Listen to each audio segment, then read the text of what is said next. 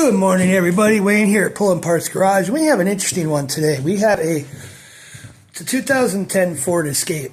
Now, it was towed in this morning for a no crank, no start, which had to do with the security light being on.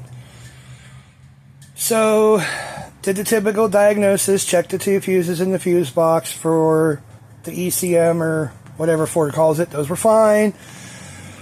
Got into this plug right here and found the plug was loose, and then once I got it open, I found some corrosion in there on the terminals in the back here where it plugs in.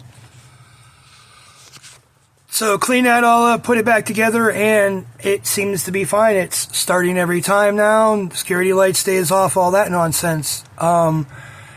It was at the shop just not too long ago. A couple months ago, they said for some other issue, they got a bunch of money into it and ended up putting, for the same kind of problem as I was explained, they ended up putting a instrument cluster in it, and that fixed it last time. So, I don't know. But, whoever it was left this all untaped here. It was all gross looking, wires hanging out. This wasn't connected over here, so I retaped the connection here, retaped that, taped that up better, reconnected this so it's not hanging. Taped this up because this was kind of melted right here, but car seems to be fine now. I'll even show you guys, like,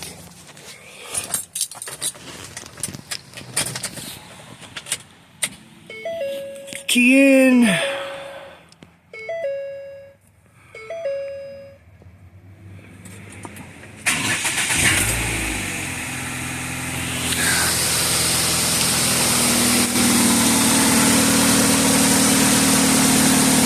Seems to start every time. Runs good. So that's a wrap, I guess. If you need anything, hit me up, Pulling Parts Garage. I'm on YouTube. I am on Facebook under Wayne Maloney. So yeah, if you need anything done, let us know. Have a great day.